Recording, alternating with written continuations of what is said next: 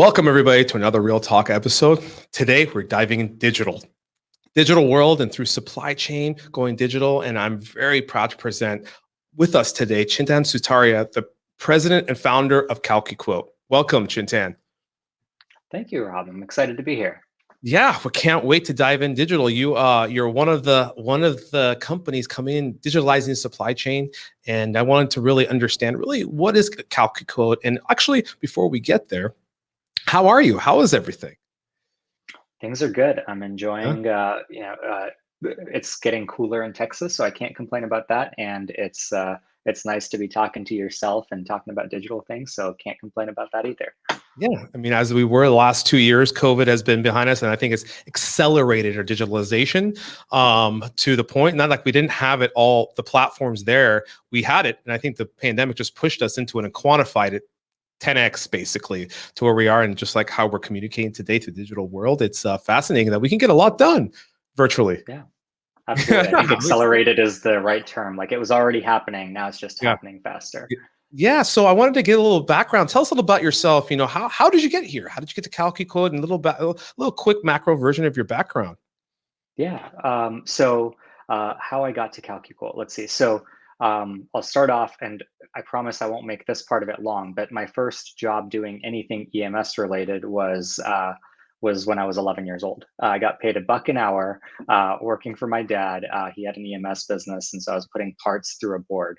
But it was basically a family business growing up. My second grade science project was how a PCB gets made, which is a weird thing for a second grader. So yeah, it was just the conversation at the dinner table kind of thing.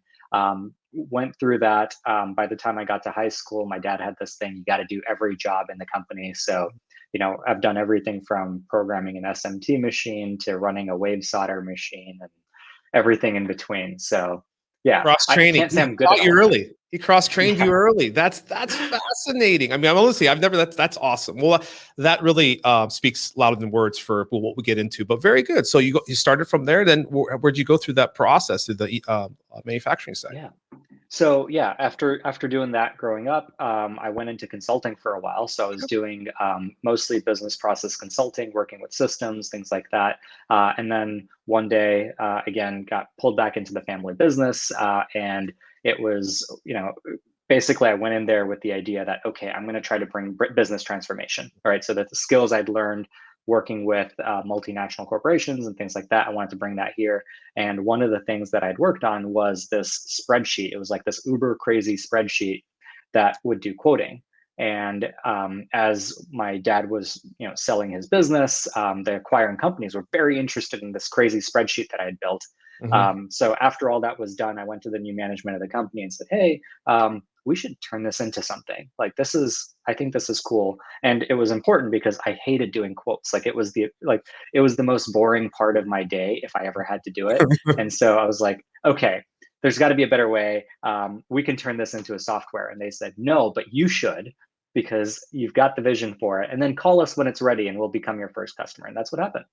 Oh wow! I mean, it is that quick story of how you saw a problem, and because you were in it, you experienced it, you saw the challenges through the process of the EMS side, quotation, even the manufacturing, the bill of materials, you did the quotes, you had customers coming in, you had hundreds of lines of bill of materials going through one by one. How to be automated? And back then we didn't have as much compute as we do today. So it was, building those little macros in Excel. Excel was the database and the macros. I know you're probably an Excel master, I would probably say. That's how you created it, and then you Yeah. could take it to the database format and into that process. I, So it's, I like yeah. being called Excel master more than Excel nerd. So thank you for that. Yeah, Excel master. No, you nerd out into Excel, then you become the master of Excel. There you go. That's how we go. That's how I get into it. Everybody thinks like, how do you get into this? I'm like, I nerded out on it, and then now I'm becoming more of an expert into, or master into this. Whatever hobby or business venture I get into. That's how we have curiosity, and your curiosity led you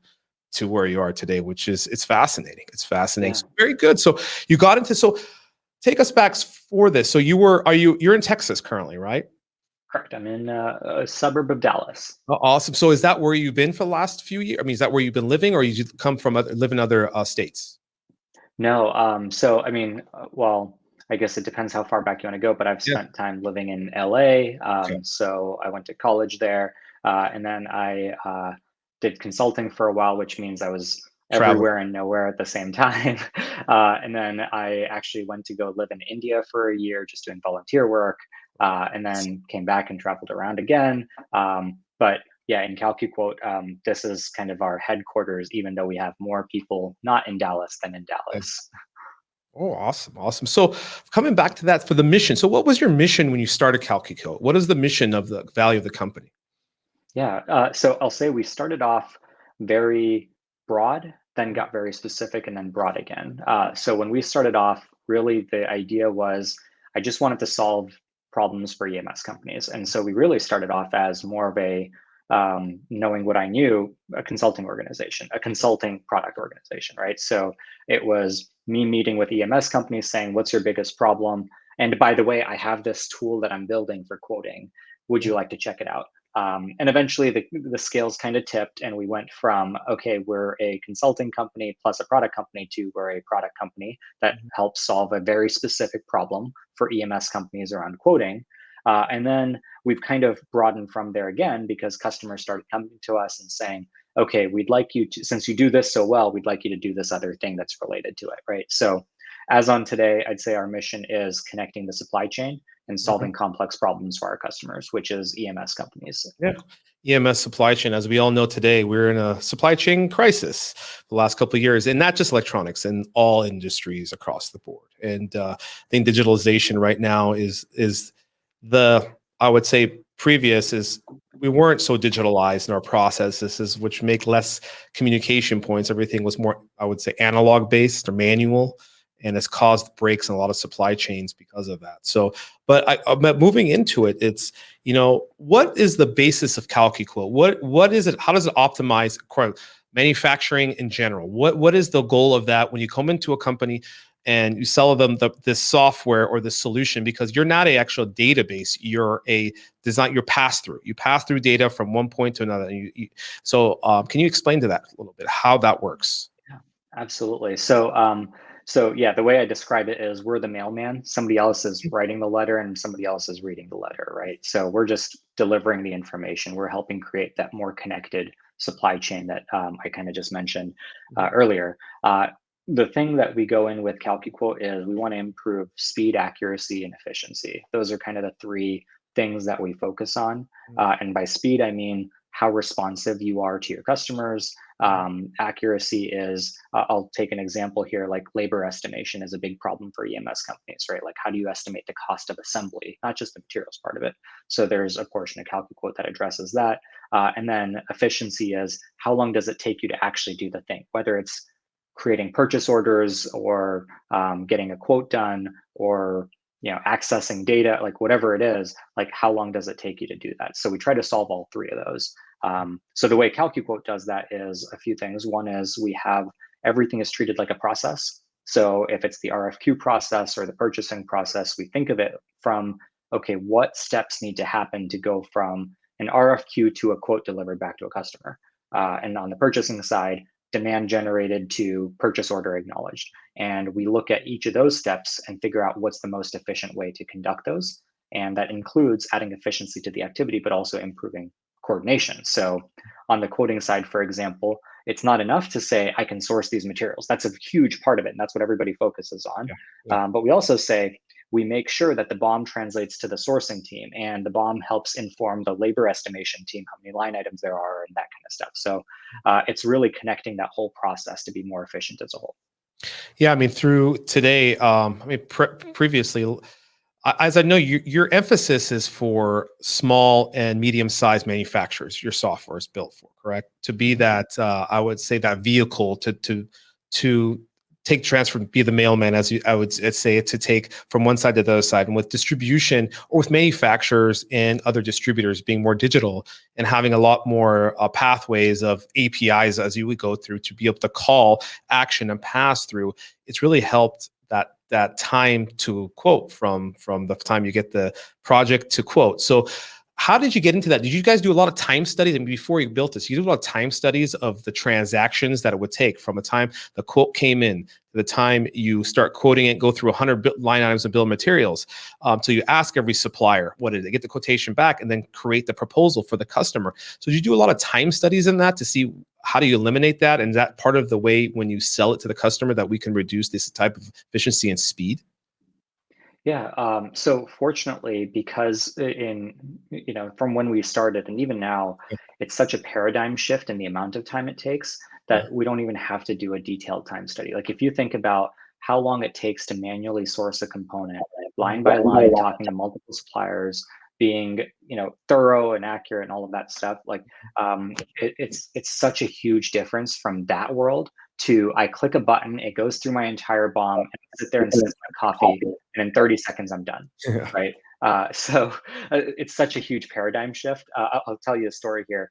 Back in 2015, one of the first customers we had signed up, before they were a customer, they had this buyer and she was very skeptical, right? She's like, I don't understand this whole API thing. It's never heard of it. I'm not a technologist. I'm a buyer. And so how are you going to show me that this works? And I said, okay, we're going to take your bill of material, one that you're going to work on already, and we'll do a joint, you share your screen, I'll tell you where to click, you go through the whole application and you do a quote, right? And we go through that and it took about 20 minutes, right? And she kind of starts laughing and she goes, if you looked at my calendar right now, I have the rest of the day blocked to work on this quote. And we just did it in 20 minutes. So, and that's with me not knowing how to use the software and all that Yeah. stuff. So it's a huge paradigm shift. Yeah, I mean that speed of accuracy, because everything is now. It's the instant now of data transfer in the consumer life, business life, B2B, everything as it called the Amazon effect. We want it now. We want to press that button and get it instantly within seconds into right in front of us. And at our even the way we communicate. If I send you a message or send you an email or a text message, I expect that to get that response now, and it's a learned behavior. So it's all transcending to the business side. It's all learned behavior. Like we want, if I don't send you an email, I don't get a response in an hour. I'm like, what happened to him? Is he in a meeting? Did he not get it? Yeah. What's going What on? happened? Yeah. What happened, right? And so now just the customer, just like you being the vehicle to transfer that data, the customer's expectation to the EMS is that same way.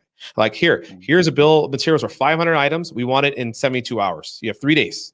You give it to us, or we're going to place an order with them. Like they're like, all hands on deck. And sometimes you don't have a software, it's all hand on deck. A lot of companies, distributors and online, they have some of these ports you can do a lot of the materials, right?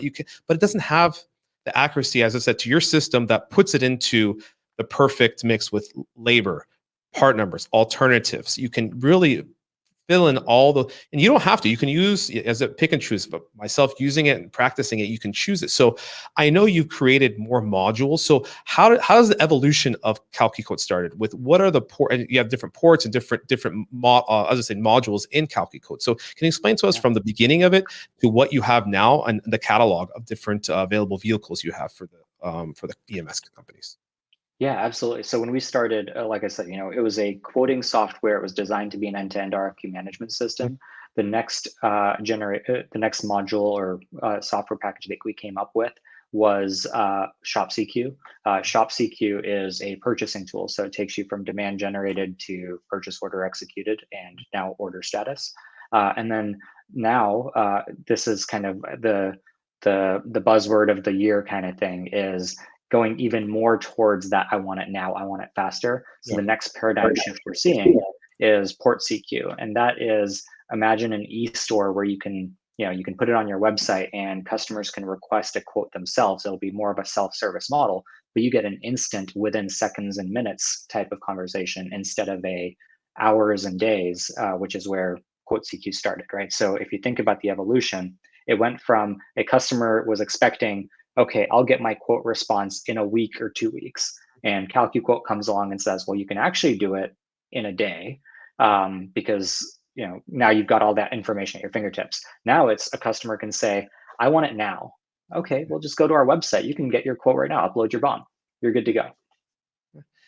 Yeah, it's changed that whole experience because we have our customers the same way. Our OEM, they want it now. They want information. Can they upload it? Can they get the exact response? Stock available, especially in the supply chain disruption. Everybody wants to know availability. price is kind of out the door right now because of lead times, that supply and demand. As we always say, the most expensive item in your bill of materials is the item that you can't get, you don't have, Yeah, right? absolutely. It's priceless at that point, so, but overall, no matter how it looks like, there's a lot of manufacturing, a lot of projects. Now the startup companies, a lot of new technology with what's going on with, the 5G was there. Now the IoTs, the sensing, the EV, the medical, everybody's switching to the way we interact is all digital. So it needs to have components to communicate. Everything has to have a digital footprint to it. So it's increased the amount of components and semiconductors, especially, that are used. But as it going, so how did the pandemic affect CalcuQuote's business overall, and what did you see from the beginning to now, and what has it accelerated for you guys? Yeah. Well, so when COVID first started, it's kind of funny because when it became real for me, and everybody's got their "this was the day it was real" story, right? For us, it was we went into the office over a weekend and emptied it out, right? And we said, Wow. okay, like we're going to be working from home for the foreseeable future. Let's empty the office out, right? So that was kind of the first. Oh, okay. Now we're going to have to really shift how we do business, right? So I remember like in early 2019 talking with our team. I was like, look, there's some unemployment was at 20% or something overnight. It was like a crazy world. And I remember talking to my team. I was like, look, we're going to get through this together. Like no one leaves unless we all leave, kind of thing, right? And we kind of buckled down. And it turns out it was the first wave of COVID, in terms of business changes for us, was people were going remote.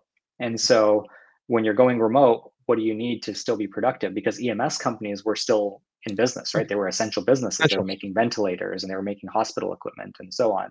And so what we did as the first wave was help support companies who had buyers that were going to be working remotely. And being a cloud-based software provider, it was so easy. All we had to say is forget any IT requirements, forget any of that stuff. Here's a website you can log in and you can get started right now. And that was huge. So we got kind of our first wave of growth through that. The second wave was, I think people at some point realized like the old way of doing business is not coming back anymore. And what I mean by that is the supplier rep that comes by and brings you donuts every week, and the long lunches where you're talking about the strategic whatever, right? Like that was going to happen, but it wasn't going to happen in the same format, at least for the foreseeable future. And so it became much more transaction focused than relationship focused. And of course, that's not going to completely go away in one direction or the other, right? Like people are still going to rely on those relationships, especially during this time, right? Like when allocations are happening and the market's so volatile, those relationships are really important. But there was a period where people said, okay, if I can't go meet with my customer face to face and build that relationship, then at least I can be very efficient for them. I can be easy to buy from. And that was kind of the second wave. And then I think the third wave is what we're going through right now, right? Is the shortages and the, I don't care what it costs, I need it now. It's that kind of stuff. It became kind of the third wave, which we saw a version of that back in 2018 with MLCC shortages. And now we're seeing a version of that now with everything. A quantified version for the whole world of Yeah. the supply chain. Yeah. You can't buy sofas or parts. No, as again, it's really transformed to that digitalization. But as you said, you hit a lot of points. It's because at the end of the day, is if we move remote, it's a new norm. We're evolving. We're moving forward. Yes, a pandemic caused us to really change and shift, but to be more efficient, to progress, and to really look outside the perspective. And a lot of companies, a lot of management, a lot of companies out there who didn't want to invest in this because they said, "Oh, if it doesn't work, let's not fix it." That's the old mentality. If it ain't broke, why fix it? Our business. But right now, what pandemic caused us, that it broke instantly. It's like everything was, and no one invested into that. So now everybody's trying to catch up to go digitalize, to have APIs, to have digital e-commerce, especially. A lot of companies were brick and mortar. They had a very light online presence. Everything was in store, but now like we have to shift. How do we shift? What is websites? How do we jump onto a platform that's based? And now everything's turnkey. There, you can buy a vehicle, any online vehicle is very turnkey. You just as a lipstick, put the colors where you want, images, and there it is. You know, you can look. There's a car vending machine down the highway from us here. You can literally go there and buy a car from a vending machine, Wow, which is that's the the first coolest. time I heard that. Wow. Oh yeah, I forgot what the company is called, but it's a tower. You can see it off the side of the highway, and they just have Oh, cars, and you just say, "I Carvana. want this one." Carvana. That's Carvana. Yes, that's That's the one. Carvana. Yes. That's the new concept of that. It's all online digital. But I didn't know it's like, I thought there was actually people there because there's one dealership about 20 minutes from here. I've seen it, the whole big glass tower and the cars in it. I didn't know like you can go in there and just put in your credit card or put That's it what in. I've heard. Yeah, I haven't bought a car from a vending machine. Yeah, Well, it just brings back to the fun, like all the new, there's also car rental. I mean, we can get all, I mean, the digitalization is car rentals too. It's Turo. I think Turo is another car rental thing. You can go and just put on your app and go get, and there's no, in their play is nobody, there's no person that the system is doing it. That's how it's also transcending into our business, that it's all digital. The information is there. It's just to get the input to get the output, and connecting the parties together, and CalcuQuote being that connector, connecting the parties to get digitalizing, improving the speed, the transparency for EMS companies to really quantify the results. And at the end of the day, it wins on their end to be able to get more customers, more business, and more revenue on that. So that the part comes back to me. What's your question I have for you? What's your thoughts on the supply chain right now? Meaning, like, on the macro side, what do you think, the weaknesses that we have and the improvements now with digitalization, what is it still missing? Where do you think we need to go in the next 2 to say 5 years for companies to adjust in manufacturing to improve the supply chain and communication? yeah. Well, I'll start by saying, and this is something that we observed a few years Uh-huh. ago, right? Which is, if you look at our customer base, they've always preferred in stock versus not in stock, no Okay. matter the price. And I remember having a meeting. I was having a meeting with a distributor a while ago, and I mentioned that to him. I said, "Yeah, if you look at the selection criteria of our customer base, it's always, is there sufficient stock, and then let's talk about price." And I remember it was like an executive team that I was talking to, and they were all like, "Why are we talking about price so much then? Let's talk about what's on our shelves," right? Yeah. So I definitely think that there is an element of that in terms of where the supply chain is going in order to address that, because really it's friction at each point in the supply chain that Correct. causes stockouts, right? I think there's a couple things. One is we got to have more transparency in the supply chain, right? It helps to know what your distributor has. It helps to know what their suppliers have. It helps to know if there's going to be issues getting raw materials further upstream. It helps to know if there's going to be issues with, rare earth metals or whatever, right? So the more transparency we can create going up is good, but also going down. Because if I am, as an example, if I'm looking to quote something, then that's sometimes a good indicator if I look with a large enough data set, right? To say, oh, there is a higher demand for O201 parts this year than there was last year, because now people are building that into their designs. Correct. Whereas before it was nice in theory, but nobody was actually manufacturing parts that were O201, right? Like nobody was putting them on boards because it was, people didn't have SMT machines equipped for that. So those kinds of things I think are good indicators, and the more transparent we can be, the more everybody will benefit from it, because it's, now I can stock my shelves appropriately. Now you can get the advantage of me being more efficient in my inventory turnover and things like that. That's one part of it. The second part of it is, I think agility really matters, Mhm. because having the information but then being able to turn on a dime is really important. And if you can do that, then you don't have to think 6 months into the future, 12 months into the future. You can think about next week and say, I'm about to run out of this part, I need more of it. And because I've been transparent in my communication up and down the supply chain, I know where I can get that from and how quickly I can bring it in. So the agility helps shorten the need for planning horizon, and then the transparency gives you a better view of that horizon.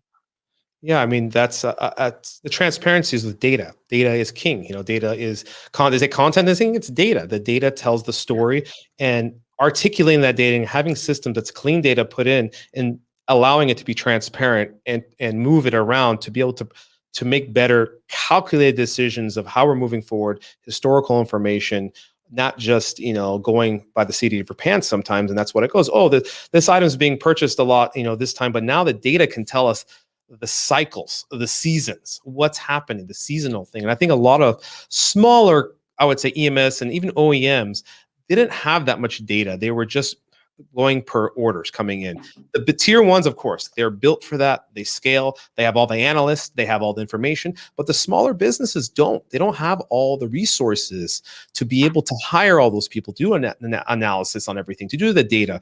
Some of them were just engineers that created a company or an EMS company and just started putting parts on a board for customers coming in, but they didn't really realize how much they should evolve. And I think it's a wake-up call for a lot of people to really invest into their systems, invest into their, not just their people, but into their systems, to be able to quantify that, to be able to really optimize the result, efficiencies, process, time, transparencies, everything you've been discussing for that. And I think that's a lot of things that I talk to a lot of our companies or customers these days. First thing I say is like, they have global, some of them are big 100 million, 200 million companies. You have global purchasing or global different US, you have US headquarters, Asia, Europe, but nobody talks to each other.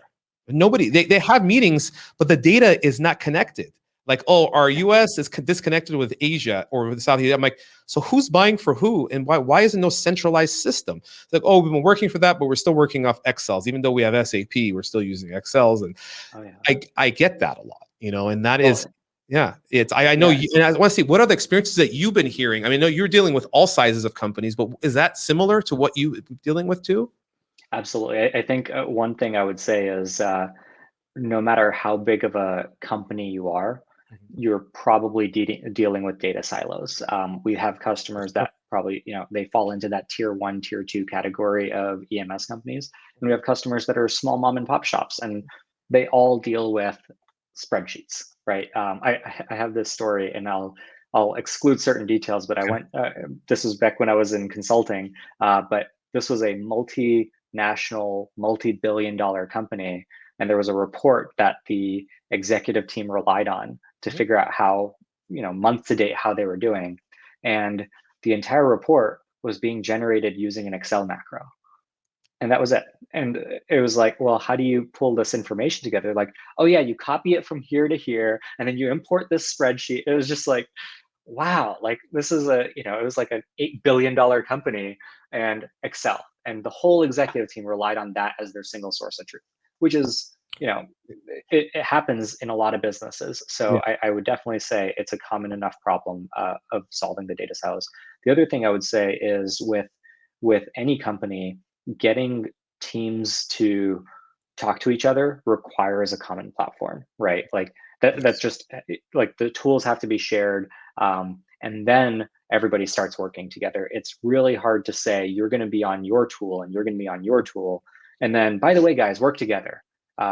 The good news, though, is that I think that more modern softwares make that collaboration easier, even if they're on separate softwares, as long as they're seamlessly integrated. And that's one of the things that we always push is, we have customers that ask us, they say, oh, is CalcuQuote going to become an ERP system? And the answer is definitely no, right? Like we don't want to be in the ERP game. I joke that nobody ever likes their ERP, and I want to build software people like. So, that's an important thing. But the reason really is because the world is moving towards ecosystems of softwares, right? Like if you like HubSpot, use HubSpot as your CRM. If you like QuickBooks, use QuickBooks as your finance software. If you like Gusto, use that as your payroll software. But CalcuQuote does quoting and purchasing really well. Use that as your purchasing software. And we'll just bring it all together. And you might still have an ERP at the backbone of it all, but you're going to use best of breed solutions for each of those problems that you want to solve. Well, I mean, I could not agree more with everything you said. From the silo based, even in our company, we have silo with silo. Now we're improving that, just like you said, for communication platforms through collaboration. 2017, 18, I introduced the 365 platform through Teams. That was the infancy of Teams, and all it came through Skype. So we did that for more collaboration, create teams and create channels so people communicate on certain subject, customers, finance, warehouse, logistics, quoting, all these things that come. There's more collaboration. It's also, you can have all those systems, but also one thing is that it's the operational change management of the culture, of changing that culture. Of course, we can have all these fancy things, and like you said, you can bring on the best of breeds, the accounting software, the inventory software, the marketing CRM software, and today we could connect them all through APIs and integrations, which you can have multiple systems, but have one output. it can give you all the information at one output. But it comes to the understanding that for every input, there's an output, and it's having clean input, having the collaboration to be able to put that clean input to get the output to make those decisions, or what you want to do from pricing or quotations or finance or whatever it comes to be. And I mean, I'm honest to everybody, said, yeah, we have the same issue in our company. Our company has that issue. I think every company does. Doesn't matter the scale or the size. It's the culture that you change to be more forward thinking, higher level thinking, data focused, and that we all have to work together to input data in for the system, the compute, because compute is so cheap now. It can do, one petaflop is like $30,000-$40,000 now. I mean, that used to be $100 million 10 years ago. That's nothing. I mean, petaflop is like nothing. And you're thinking about petaflops instead of, Yeah. a lower denomination of that, right? Like, I mean, but that's what these systems in the cloud are doing. You're renting, it's cloud-based for nothing, for nothing, to use that system to compute and give it back to you. But of course, that petaflop goes to, I mean, you go much higher, but through the AI base, because these systems are smart, and these systems create algorithms and things that give you the output. But yeah, I mean, a lot of the things that you said, it's because you hear it, you're dealing with the EMSs. You're, hands-on with the EMSs. We're more of a supplier base, but you're actually working inside their supply chains to help improve the efficiency. So I know you have a lot of stories about that, but you're sharing it to really what you see in the silo-based, the communication platforms, the ERP systems, and being able to really kind of guide them or consult them that, hey, this could be better. This could be better for you guys to do. Maybe you should go down this route. Yeah, and you kind of touched on something important when you were talking about the teams and getting the silos and the cultural change. You definitely can't treat it as a technology problem only, right? It's not a data problem. It's a company problem. It's a culture problem. It's a people, process, technology, strategy, all of that wrapped into one. One of the and I'll draw an analogy here is when COVID first started, we were primarily a U.S. based team, right? We had a development team offshore, and we had a US team. After COVID started, now I think last time I checked, we have 9 different time zones. Like, we've grown globally, and so to try to keep that culture of one company, one team requires common tools, but it also requires a common language. It requires common objectives. It requires a common vision, right? Like, all of this stuff needs to come together. And that's really, like, when you go through a CalcuQuote onboarding, one of the things we try to emphasize is we're looking at this holistically. It's not about one person and their job. It's not about one tool and another tool. It's about the whole process. And how are we going to look at this holistically to make sure that we can bring your business to the next level? Because if we can't do that, then all we've done is replace, one tool with another, and that's not going to be value. That, you nailed it right there, is guiding in that holistic process of, it's as I call it, the operational change management through digitalization, and changing that culture. And it's difficult for a lot of people, but it's to give perspective and have that aha moment. Oh, wow.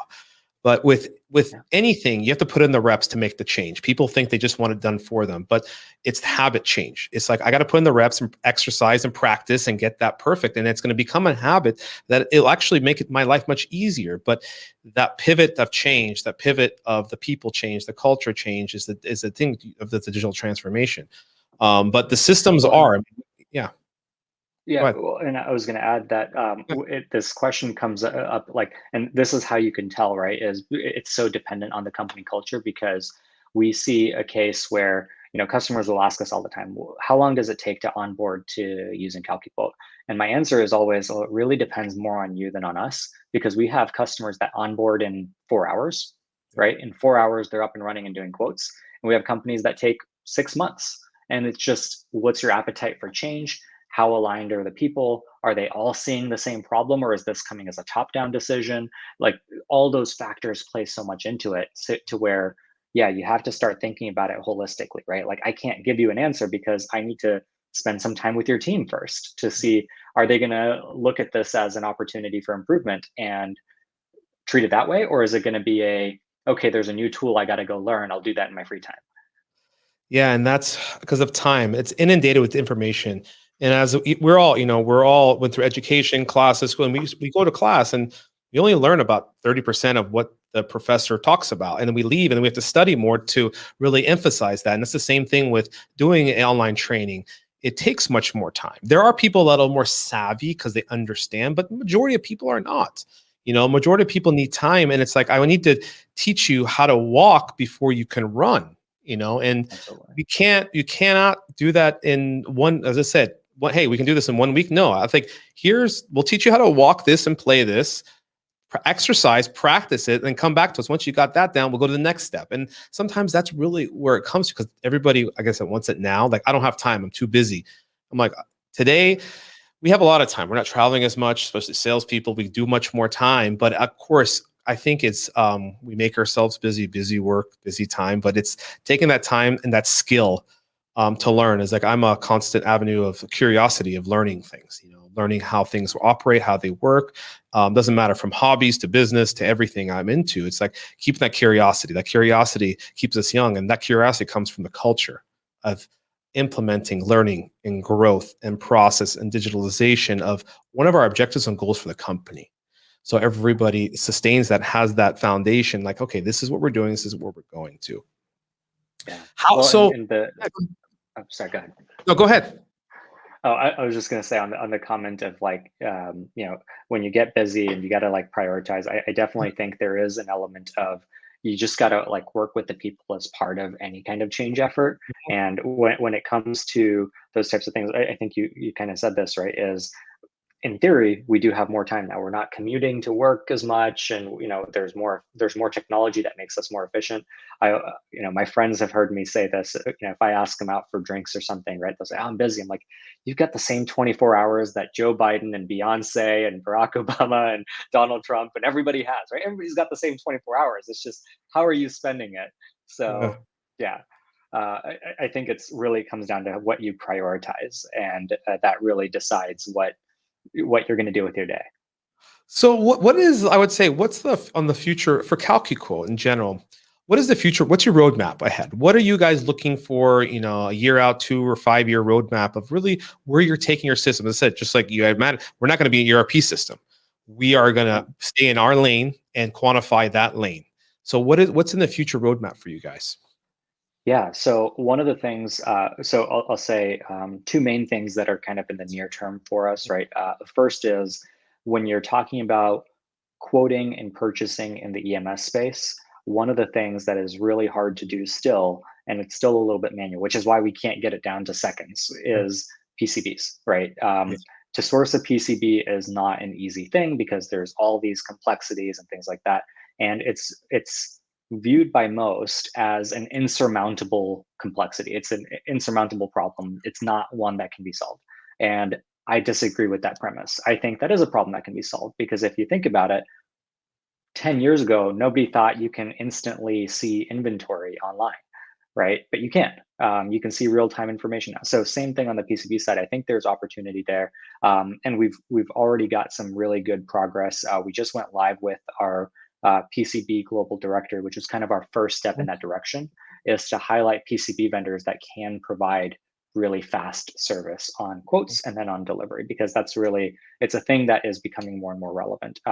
So we just launched that a week ago, and we're now going to continue investing in that, making PCB companies more capable of providing instant quotes back to their customers. Yeah, I mean, So that's to touch on that one, I just want to elaborate. yeah, I agree with you now. You actually just enlighten me a little bit, because they can, if they have data, that data from making all their previous historical data of how many PCs they made, all the intricacies, layering, size, whatever's materials, that data can be put into a system, a compute system that can give a budget estimary cost of how it would cost to be able to build this, this one board. And that problem can be solved to an estimation. There'll be a tolerance, but to an estimation yeah. that you can get some budgetary cost and put from the component side to the board cost, that, hey, I have it here. And you're right, I think companies are probably aligning yourself are much more digital to use that data to be able to quantify it for those results. Yeah, absolutely. And I mean, just yesterday, I was talking to our VP of product about this. Right, is if you think about all the data that is in a CAD file, and you combine that with all the data that's in a BOM, and you combine that with all the data that you can interpret from an email, and you combine that with all the data that we know about each of the components in the BOM, then all of a sudden you start to get a really good picture of what's that PCB going to look like.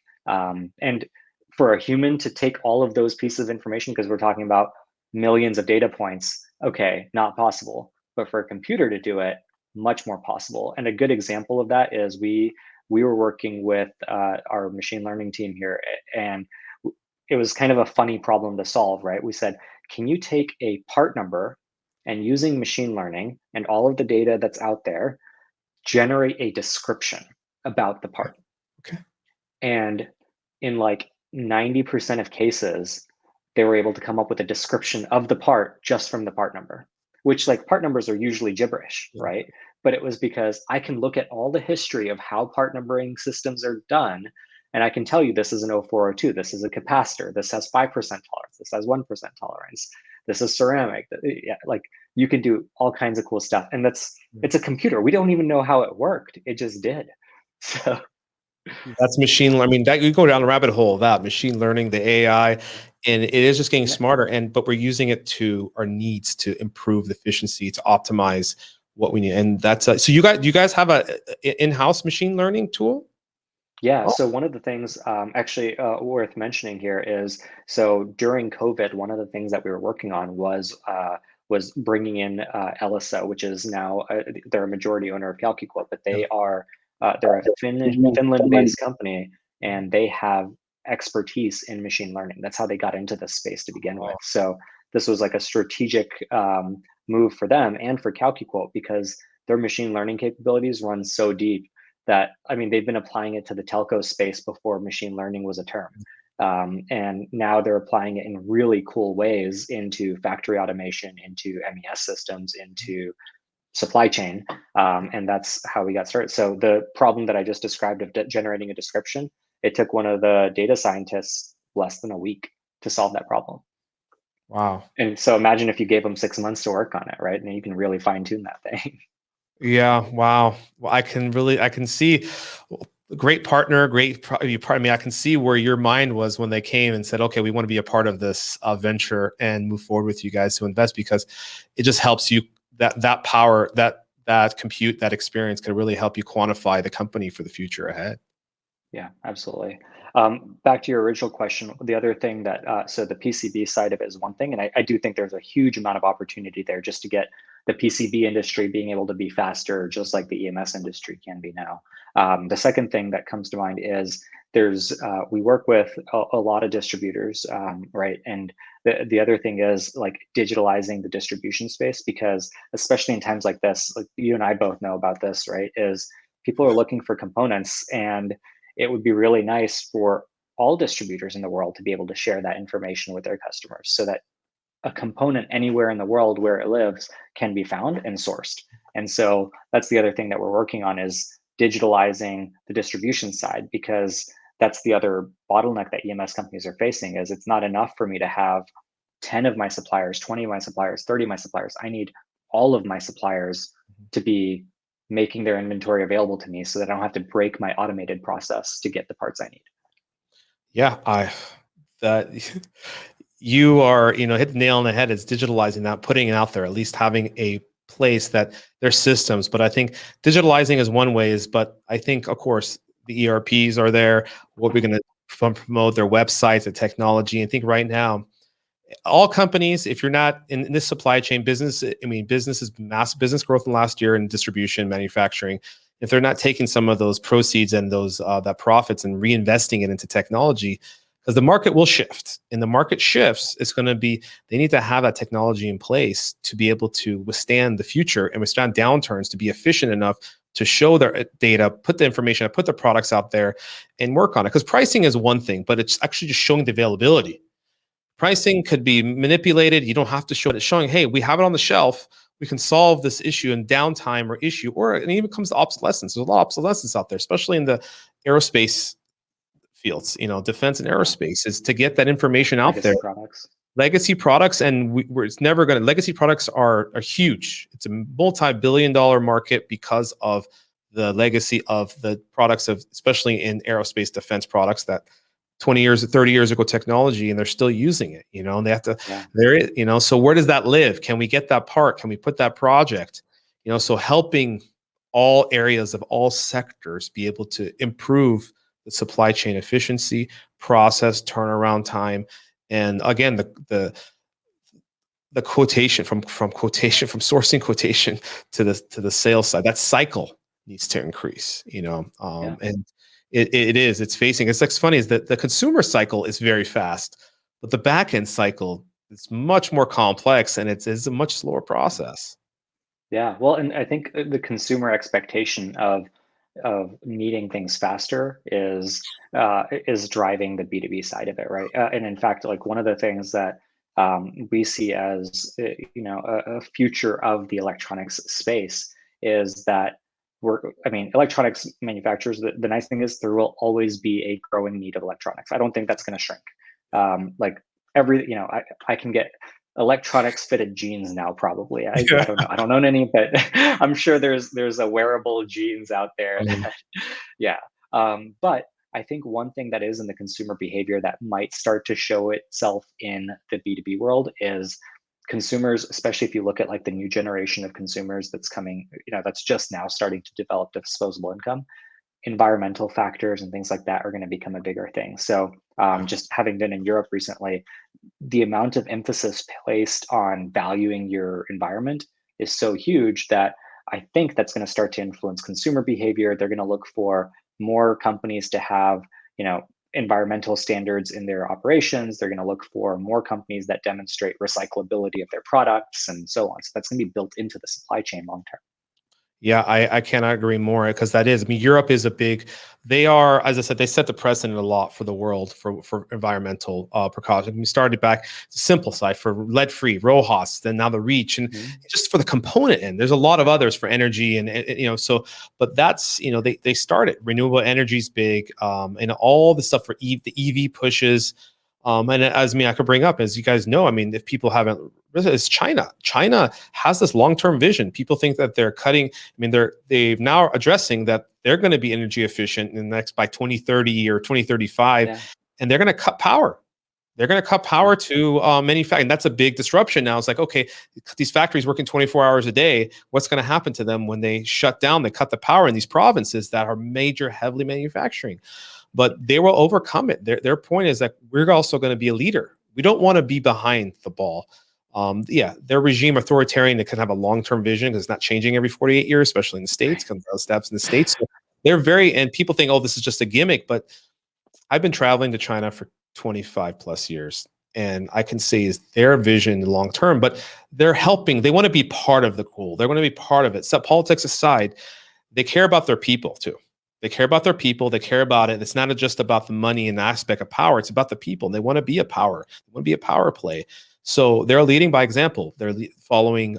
They're following Europe. U.S. is having that, trying to debacle to politics a little bit. To that side. But it is a big thing that you brought up is the green initiatives. The green initiatives, climate change, everything that we are facing, as I know yourself faced in Texas this last year of the great Texas freeze. Yes. Texas freeze. So yeah, as we got off subject a little bit over there. So what are other things? What's the next? Any other things that you're working on that's you can share with us? Yeah. So the other thing that I think is pretty cool. So I talked about the machine learning part of it, but I think the other really big thing is going to be there will be creations of marketplaces. And CalcuQuote's position on this is we don't want to try to control a marketplace. We want there to be marketplaces, right? Because it's good for suppliers, it's good for customers, and you see this already happening. If you think about the most valuable companies in the world right now, right? You think about Amazon, you think about Apple, you think about Google. Google is a advertising marketplace. Apple is an app marketplace. Amazon is a goods marketplace. Microsoft is a software marketplace, right? Like there are marketplaces that are happening, and those are creating the most valuable companies in the world because they create so much value for the world. And I think the creation of marketplaces in electronics is well overdue. In any other market that's mature, you see marketplaces, right? Insurance, there's marketplaces. Housing, there's marketplaces. Like all these places have marketplaces, and electronics is like, well, we're going to keep living in our silos. That's not going to last very long. So from our perspective, we don't care who does the marketplace. We want to enable a marketplace to be created. And that's the whole basis behind our supply chain connectedness is the more we allow those connections to happen, as long as we're agnostic about who you connect with, we don't care who you connect with, as long as you allow those connections to happen. You'd be the vehicle to get to the marketplace, for the data to transfer to the marketplace. And you hit it, nailed it on the head. It's something I think I've talked about with your team with marketplace. Marketplace is a big thing, and it's the infancy of our. And I think all industries will be going to that, because it's funny. Shoppers want different. They want to have a place where they can make a decision. Oh, I like this one or this one. This same seller. I mean, Amazon does that. There are multiple sellers for the same product on Amazon. It's just like you want to choose where the price changes. The SaaS model has completely changed the world. The SaaS, so that is a big factor of, the kind of third party, people have made millions and millions of dollars working out of their homes, being just a third party shipper, That's just what it is. They're transferring data, showing data, they figured out digitalization, and that's just how it works, and they built a massive business off of it. It's funny, is my neighbor is doing that. My neighbor probably does $2 million a year. And he just did it as a hobby. He's in financial investments, and he just started it for fun. And he didn't realize, he's like, especially in COVID, he's like, I sell computers, and he's like, I don't even know why I'm doing this, but I can't stop because I'm an entrepreneur. I can't stop. And it's like, I don't even, I'm like, what? It's unbelievable. And I think the concept of these like digital marketplaces seems scarier, but if you think about it, so I've got a friend who he was a consultant, right? And he started making smoothies, and they were really good smoothies. So he went to the local farmers market. He started selling smoothies, and he was selling them in a way that he was like, I can quit my day job and just sell smoothies at the local farmers market one day a week and still do fine, right? Which I was like, good for you, man. Like those are some good smoothies, and you can make a living off of it. That's great, right? But the point is, like, the idea of a farmer's marketplace, that's just an analog version of what we're talking about. And if you think about it, in a real marketplace or in a digital marketplace, everybody tends to rise. That's why they've been so popular in human history, right? There was town squares before there was internet, and still people did it. Why? Because it was mutually beneficial. So yeah, I'm a big proponent of marketplaces are the future. They make everybody more successful. Not participating in one just hurts you, hurts your customers, hurts your suppliers, hurts everyone. Love it. Dude, that was like a bomb drop right there. You hit it, you nailed it on the head. Future thinking above, thinking outside the box. But so as one of my final questions I have for you, since you talk to a lot of these EMSs, I know you're really involved and integrated a lot of companies manufacturing or EMSs.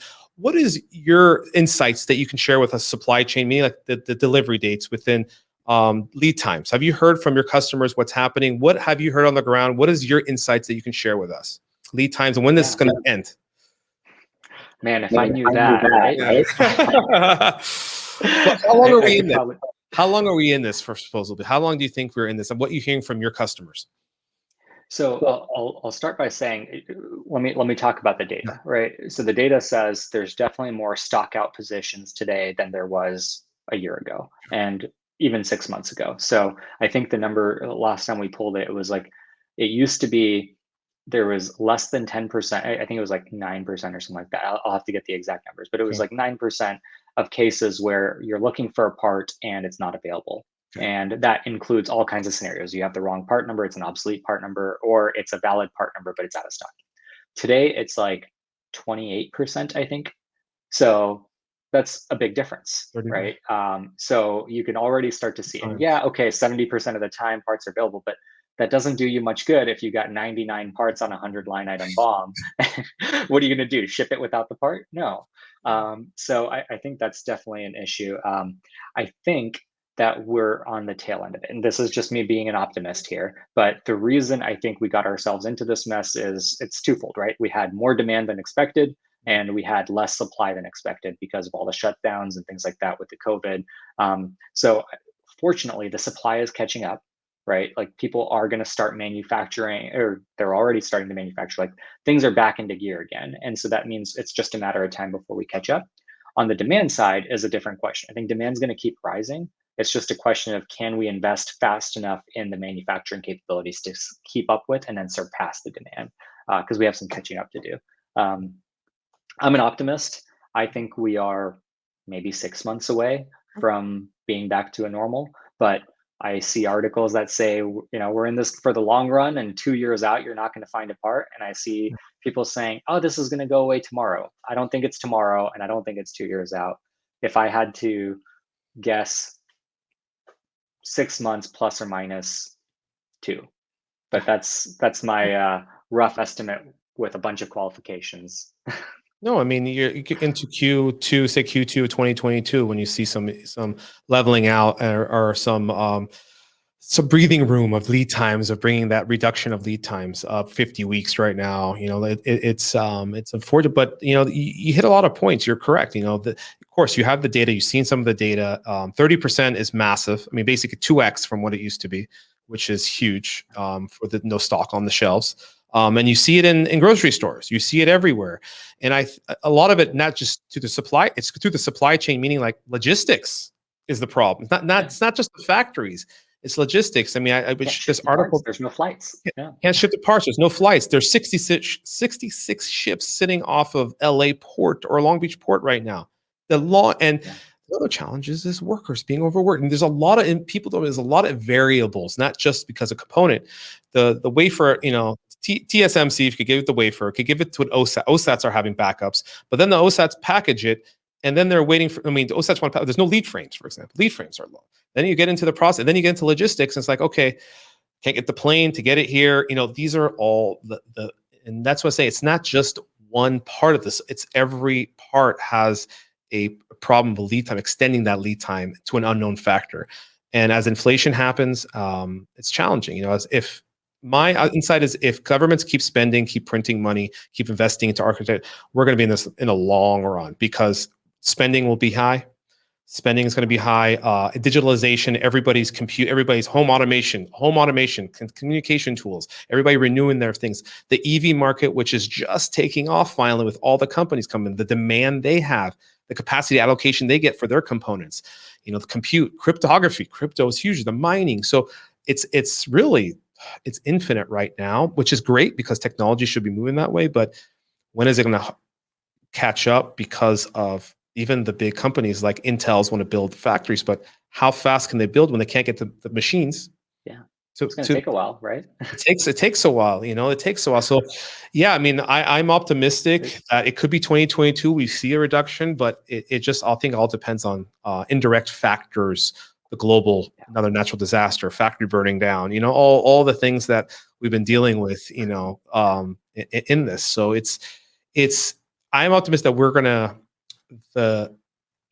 I think will be 2x the spend in the next 5 years of what we spend today, meaning like the global spend of electronics. It'll probably be 2x by 2025, 2020, probably going to be 3x by next decade, because of the direction we're going, because everything is going to be, but of course, things, the longevity of technology and how fast we catch up with software's catching up with compute, vice versa, and being scalable for the average person to buy a product. These type of things that come in. But for my things, we're all in a great industry. I think that our industries of one of the largest. Future is bright. Future is bright, unknown industries that, and I have CalcuQuote being one of those vehicles to digitalize and help digitalization of supply chain and manufacturing is huge, because there's not a lot of players in this field that you're in. So there's only a very couple players, and you're one of them, and it's sky's the limit. So I wish you guys and your team the best of luck. Thank you, Chintan, for coming on. Do you have any? I always ask my people. Do you have any last words for the new generation? What can you say to the new generation out there? What you think they should do? What is it? What interest and what words of wisdom do you have? Oh man. Okay, new generation. Because I have to remove myself. I used to think of myself as the new generation. So let's see.